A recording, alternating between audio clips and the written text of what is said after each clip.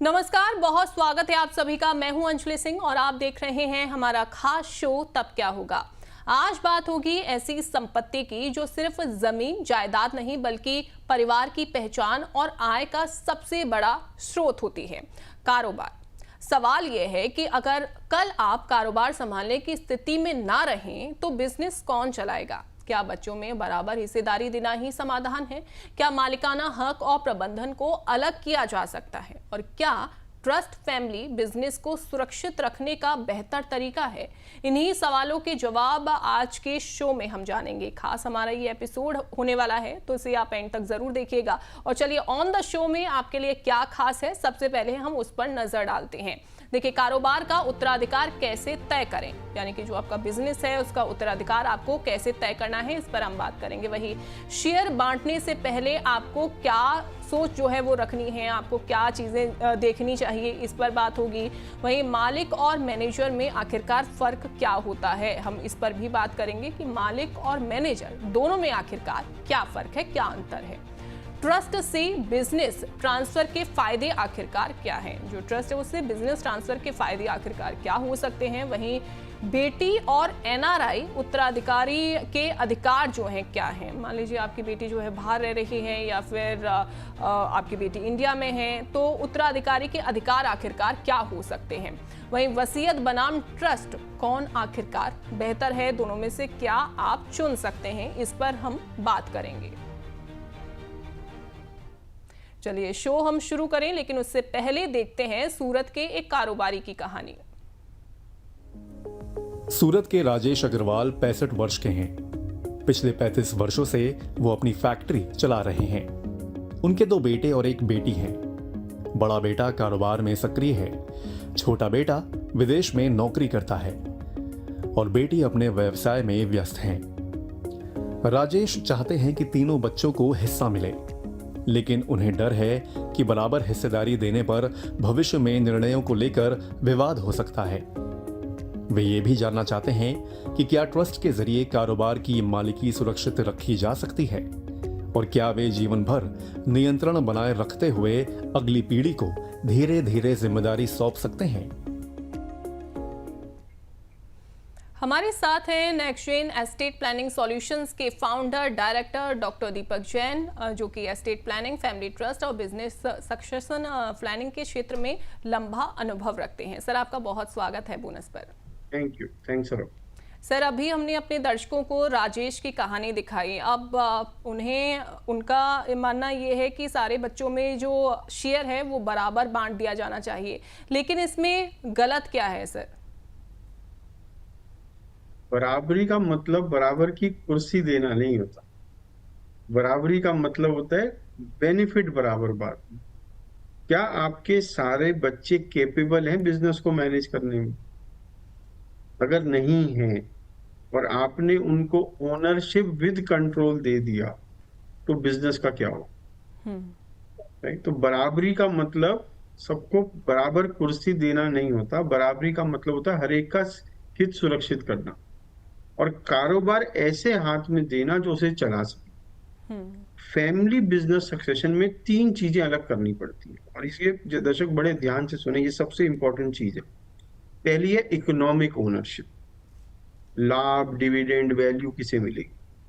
दूसरी है control ownership, voting power, veto, sale, borrowing जैसे बड़े फैसलों में किसकी हाथ की जरूरत है। और तीसरी है ऑपरेटिंग मैनेजमेंट, रोज बिजनेस कौन चलाए। सबसे बड़ी गलती यह है कि परिवार इन तीनों को एक ही मान लेता है। इन तीनों को अलग अलग करना पड़ेगा, तभी बिजनेस सही से चलेगा, तभी परिवार में शांति बनी रहेगी। और ये जो इस परिवार की सबसे बड़ी संपत्ति क्या है, ये जो बिजनेस है ये है। अगर ये चलता रहा तो सबका बेनिफिट है। तो हमें जो ओनर है जिसने ये बिजनेस खड़ा किया है और जो इसे पास करना चाहता है उसको एक असेसमेंट करना पड़ेगा। मैं इकोनॉमिक ओनरशिप कैसे बांटूंगा, मैं कंट्रोल की ओनरशिप कैसे तय करूंगा कि कंट्रोल कैसे आएगा, और रोजमर्रा के लिए बिजनेस कौन चलाए। हो सकता है आप एक जने को ये तीनों दो, हो सकता है आप 3 जनों को ये 3 अलग अलग दो। ये आपका फैसला है, पर आपको इसको बांट कर देखना पड़ेगा। बिल्कुल। सर मान लीजिए कि क्योंकि अक्सर ऐसा होता है कि घर में अगर मान लीजिए 3 बच्चे हैं और उनको लगता है कि हम तो कैपेबल हैं ही, लेकिन आपने ये जो 3 कैटेगरी बताई हैं, अब माता-पिता को ये सारी चीज़ें जो हैं वो डिसाइड करनी है, कैटेगरी वाइज़ ही अपने बच्चों की कैपेबिलिटी के अकॉर्डिंग ही उनको ये ज़िम्मेदारी जो है वो सौंपी जाएगी। अब इसमें गड़बड़ी हो जाए तो फिर सर अब ऐसे में क्या करें? बच्चों में कहीं ऐसा तो नहीं होगा कि उनको लगता है हम तो हैं कैपेबल, लेकिन वो पेरेंट्स को नहीं लगता कि वो कैपेबल हैं, तो ऐसे में मतभेद नहीं होगा बच्चों में? सबसे बड़ा रिस्क ये है, बच्चों में मतभेद रिस्क नहीं है। सबसे बड़ा रिस्क ये है कि जिस बिजनेस से इन सब की आगे आय आने वाली थी, वो बिजनेस ही डिस्ट्रॉय हो गया। क्या उससे बड़ा कोई रिस्क है? और एक और बात बोलता हूं मैं, माँ बाप से बेहतर बच्चों को कोई जानता ही नहीं। तो उनका जो फैसला है या उनकी जो सोच है बच्चे के बारे में, वो ज्यादातर सही होती है। उन्हें पता है मेरे इस बच्चे में ये खूबी है, ये इसमें थोड़ी सी कमी है। उसके अनुसार आप रोल तय करें बिजनेस में। बिल्कुल।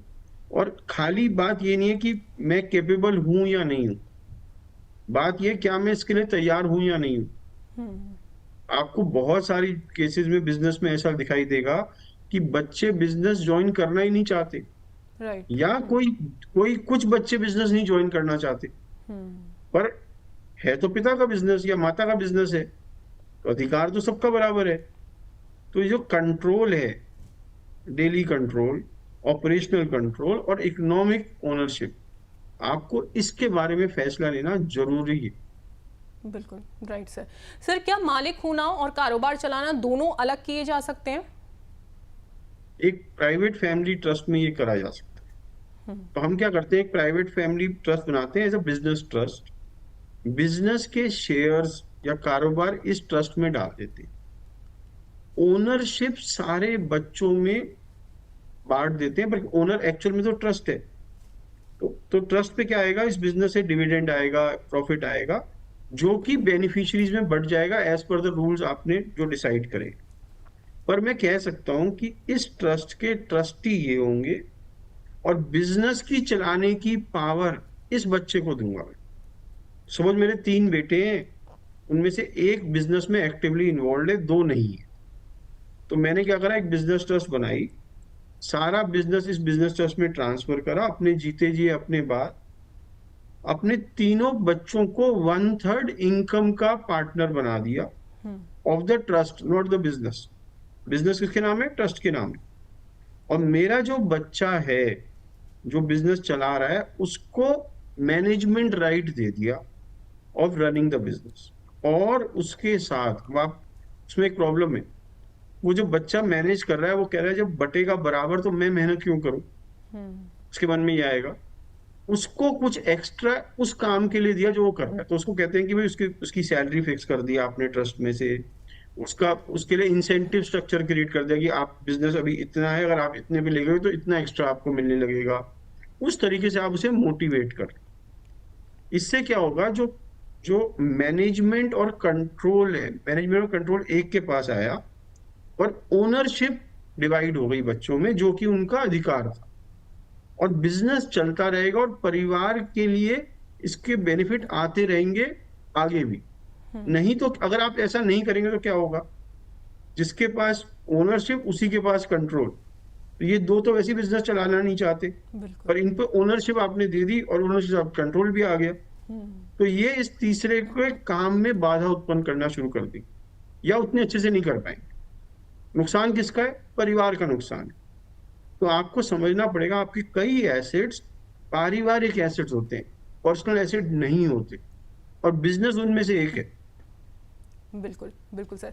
लेकिन सर अगर किसी फैमिली में बराबर हिस्सा जो है वो बच्चों को दे दिया जाए, शेयर बराबर दे दिया जाए, तो क्या ऐसी पॉसिबिलिटीज हैं कि फ्यूचर में वो बच्चे आपस में भिड़ें? बराबर हिस्सा देना न्याय तो हो सकता है, पर बराबर कंट्रोल देना हमेशा बुद्धिमानी नहीं होती, राइट। और क्योंकि आपने बराबर हिस्सा दे दिया, और ये एक बिजनेस है जिसको एक साथ मिलकर चलना है, वो अलग अलग तो नहीं हो सकता। और इनमें आपस में जब आपने ओनरशिप और कंट्रोल दे दिया तो आपस में मतभेद के चांसेस तो बहुत बढ़ जाते हैं, क्योंकि हर एक बच्चे में सेम काबिलियत होती ही नहीं, सेम स्किल नहीं होती, सेम एप्टीट्यूड नहीं होता। तो उनमें आपस में वो जो आपस में जो चाहिए, आपस में जो एक दूसरे से मिलकर काम करने की पावर है, राइट, कैसे सुनिश्चित होगी आपके पास? बिल्कुल बिल्कुल सर। लेकिन सर अगर मान लीजिए एक बच्चा तो काबिल है हमारा, अब दूसरा बच्चा जो है वो तैयारी नहीं है जो बिजनेस है वो चलाने को, तो ऐसे में बिना कारोबार डुबाए किस तरीके से फिर इंसाफ किया जाए? सपोज आपके दो बच्चे हैं, मैं आपको एक तरीका और बताऊं, आपके दो बच्चे हैं, एक बिजनेस चलाना चाहता है, दूसरा बिजनेस नहीं चलाना चाहता। तो आपने क्या करा, इस बिजनेस को बिजनेस प्राइवेट फैमिली ट्रस्ट में डाला, दोनों बच्चों को इसका बेनिफिशियरी बना दिया ट्रस्ट का। जो बच्चा बिजनेस चलाता है उसको पावर दे दी बिजनेस चलाने की, और बिजनेस के प्रॉफिट के 3 बराबर हिस्से कर दिए, 2 की जगह। 2 हिस्से उस बच्चे को मिलेंगे जो बिजनेस चला रहा है, एक हिस्सा उसको मिलेगा जो बिजनेस नहीं चला। ये भी एक तरीका हो सकता है। आपने क्या करा, इंसेंटिव दे दिया, राइट। पर हमेशा समझिए कि आप कंट्रोल और ओनरशिप को अलग कर सकते हैं, और कई केसेस में करना अच्छा भी रहता है। बिल्कुल। अब सर मान लीजिए कि किसी की बेटी है, वो शादी के बाद दूसरे घर चली गई, मतलब शादी हो गई है बेटी की, उसका बिजनेस में हिस्सा कैसे तय करना है? तो अगर देखिए, ये एक संवेदनशील सवाल है कि इंडिया में लीगल और इमोशनल इसमें इश्यूज हैं, राइट। बेटी को हिस्सा देना और बेटी को बिजनेस चलाने का रोल देना दोनों अलग बात है। ओके। राइट। आप जो आप क्या कह रहे हैं, बेटी का हक शादी से खत्म नहीं होता, पर बिजनेस योग्यता, इंटरेस्ट और गवर्नेंस से तय होना चाहिए, राइट। तो आप बेटी को इकोनॉमिक शेयर दें, अगर वो एक्टिव है तो बोर्ड में मैनेजमेंट रोल दें, अगर एक्टिव नहीं है तो डिविडेंड और इनकम का राइट दें, राइट। उसके स्पाउस को ऑटोमेटिक कंट्रोल ना मिले अगर बेटी को कुछ हो जाए, इसको सुनिश्चित करें। बेटी को अगर डेथ हो जाए, मैट्रिमोनियल डिस्प्यूट हो जाए, तो शेयर ट्रांसफर या तो उसकी आगे की ब्लड लाइन में चली जाए, उसके बच्चों में चली जाए, या ट्रस्ट में वापस आ जाए, ऐसा मैकेनिज्म बनाया जा सकता है, राइट। तो जो आपकी डर थे, मैंने वो सारे डर के सॉल्यूशन आपको बता दिए, राइट। क्योंकि प्रॉब्लम क्या है कि लोगों को लगता है कि भाई बेटी कल को दूसरे घर में जाएगी तो ये बिजनेस ऐसा तो ना हो कि इसका कंट्रोल दूसरे परिवार में चला जाए। बिल्कुल। मैं उसको रोक सकता हूँ, मैं उसको प्रॉपर ट्रस्ट बना के रोक सकता हूँ। पर अगर आपकी बेटी में वो काबिलियत है बिजनेस चलाने की, तो ये परिवार को लॉस क्यों हो कि वो काबिलियत से दूर हो जाए, राइट। वो काबिलियत तो वो तो फैमिली को मिलना चाहिए ना, उसका बेनिफिट कि आई हैव, मतलब we have a daughter who can run the business very well, तो शी रन्स इट। बिल्कुल। और सर ये कभी भी लाइक चेंज भी हो सकता है, जैसे कि आपने बताया कि अगर मान लीजिए ओनरशिप बेटी को दे दी हो और शादी उसकी हो जाती है और उसमें उतनी काबिलियत है, लेकिन आफ्टर सम टाइम उसको लगता है कि नहीं, शायद अब वो ठीक से नहीं जिम्मेदारी संभाल पाएगी, तो फिर उसको ओनली शेयर वाला जो हिस्सा है सिर्फ वो दे सकते हैं। वो खुद भी कह सकती है कि मैं रिजाइन करती हूँ एज अ मैनेजर, पर एज ओनर तो मैं रहूंगी। वो दोनों तरह से हो सकता है। या अगर जब तक वो जो जिसने ट्रस्ट बनाई है वो अलाइव है, तो कहता है मैं ये वाली पावर इनसे ले रहा हूँ, ये वाली पावर इन पे छोड़ रहा हूँ। राइट।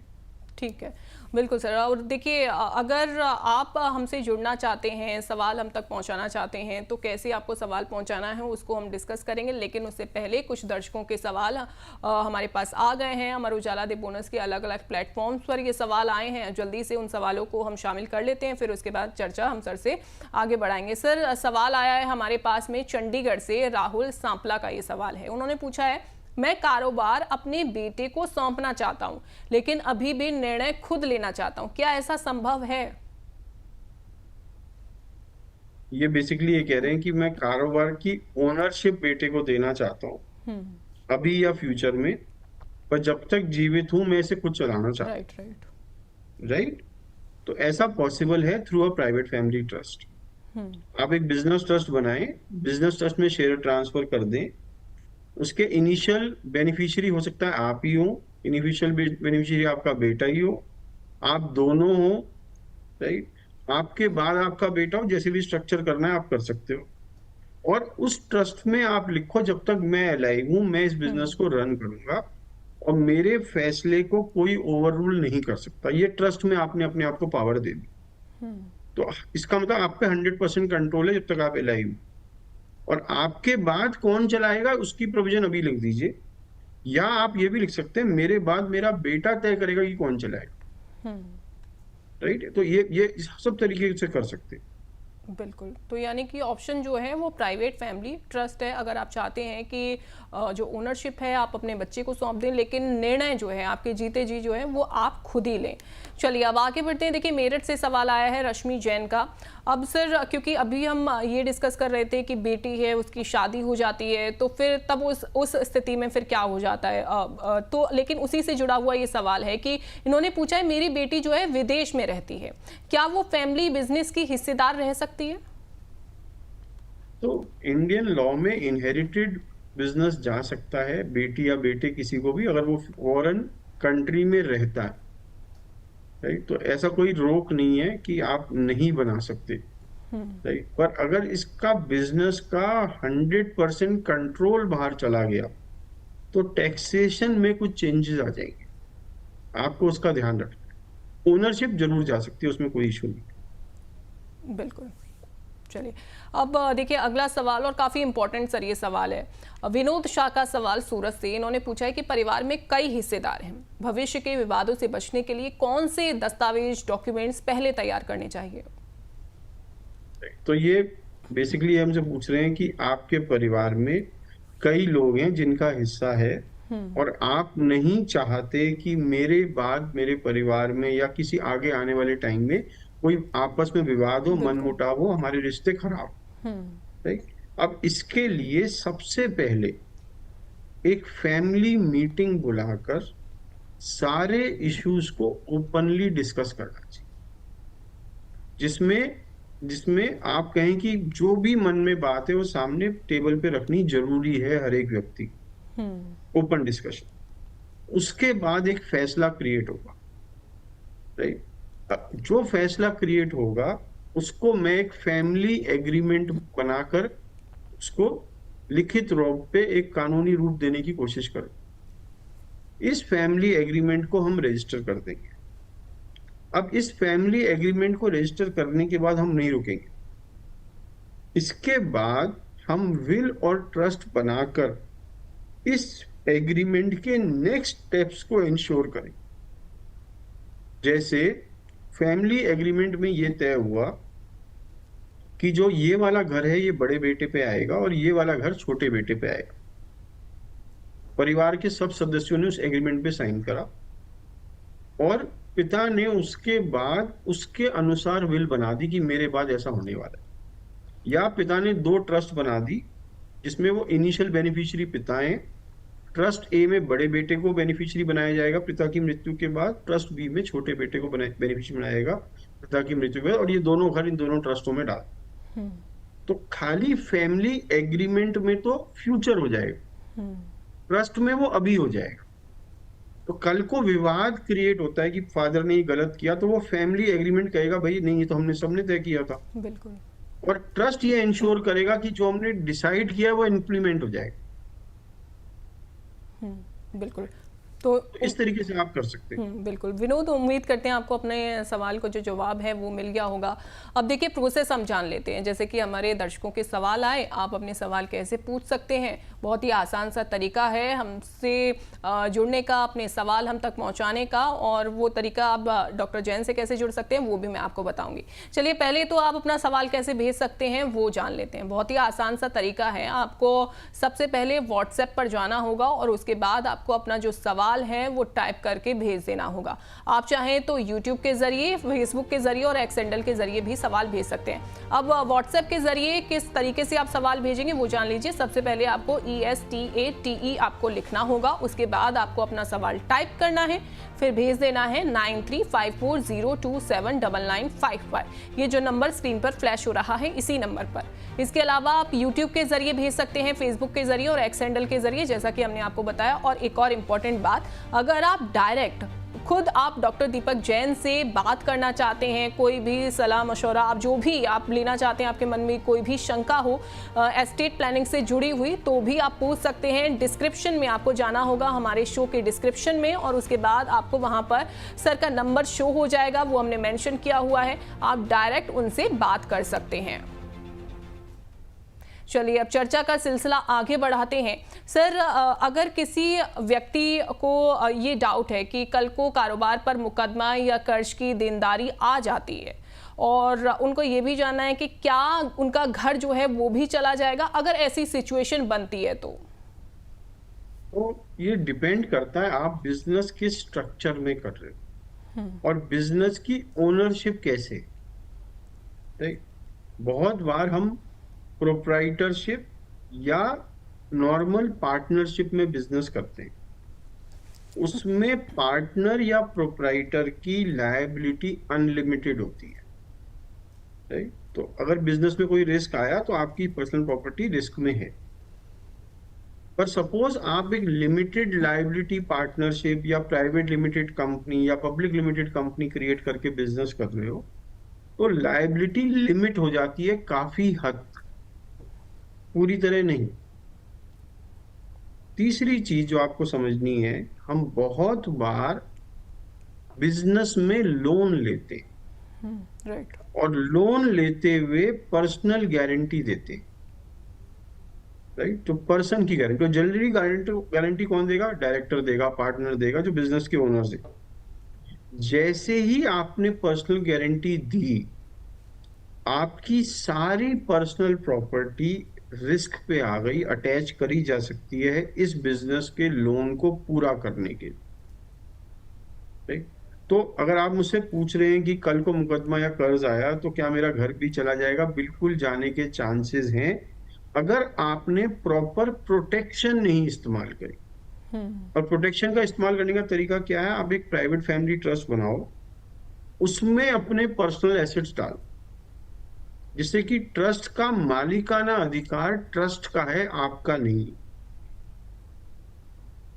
अगर ऐसा आप करते हैं तो जो आपके ऊपर रिस्क आया या जो बिजनेस में रिस्क आया, वो आपके थ्रू आपकी पर्सनल प्रॉपर्टी पे नहीं जाएगा, क्योंकि प्रॉपर्टी आपके नाम है ही नहीं, वो ट्रस्ट के नाम है।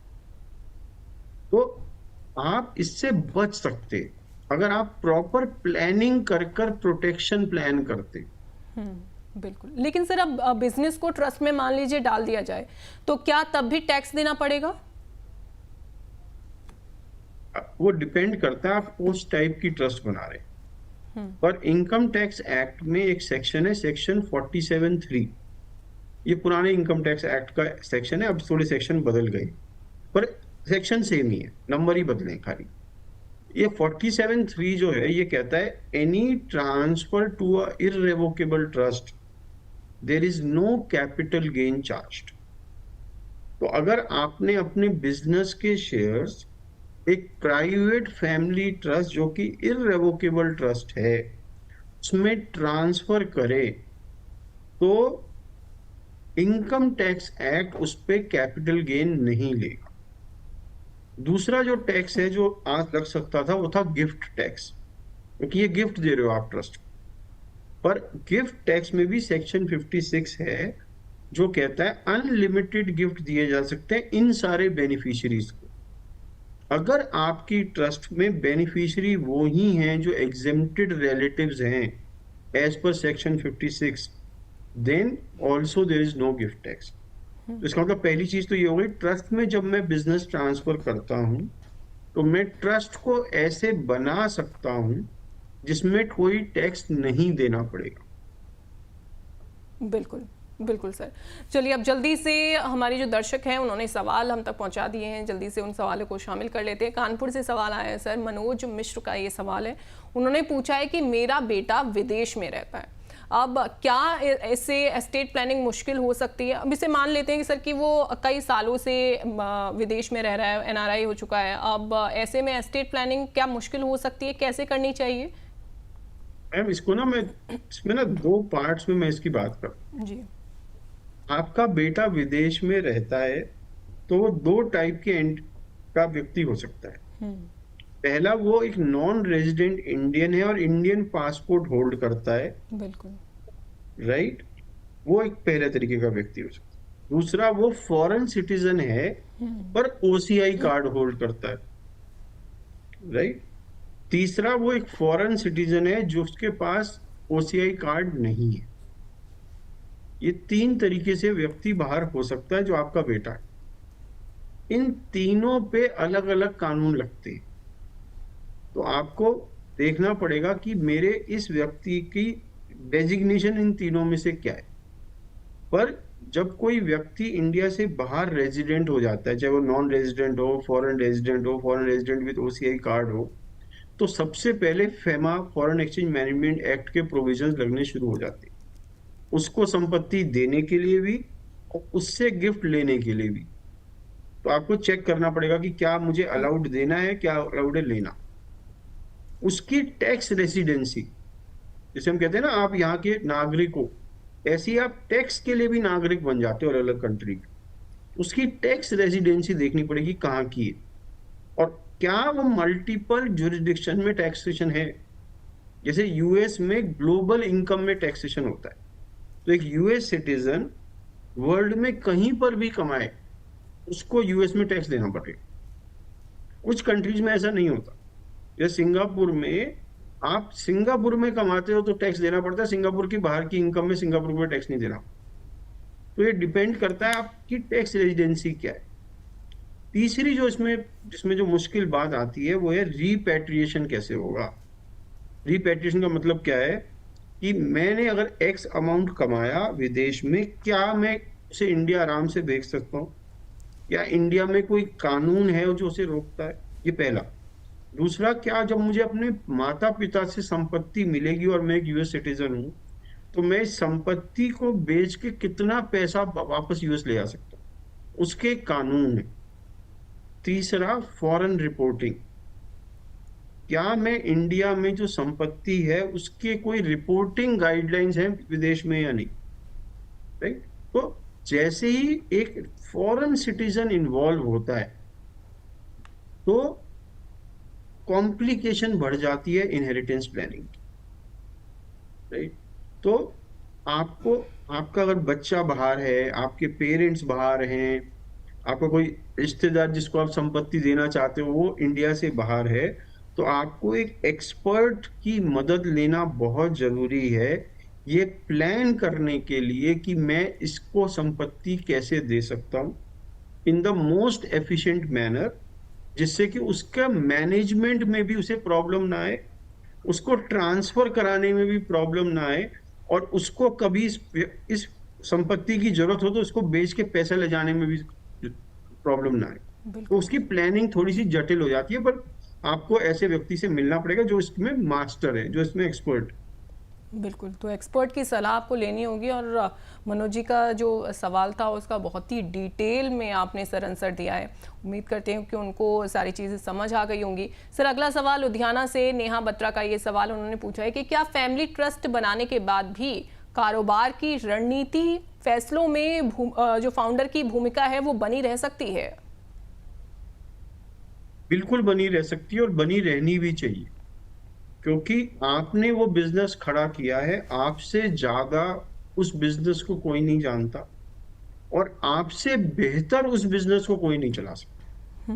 तो मैं ऐसी ट्रस्ट बना सकता हूं जिसमें सेटलर की जो भूमिका है, जब तक सेटलर अलाइव है, वो प्राथमिक होगी, सबसे पावरफुल होगी।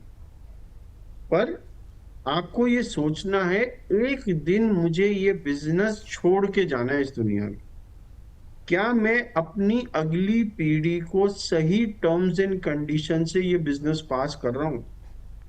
क्या मैं अगला कंट्रोलर सही से क्रिएट कर रहा हूं जो बिजनेस को रन करेगा? क्या मैं बिजनेस में कुछ ऐसी चीजें कर रहा हूं कि कल को इनमें आपस में मतभेद होने के चांसेस कम हो जाएं? क्या मैं मैनेजमेंट और ओनरशिप को सेपरेट कर रहा हूं और कर सकता हूं?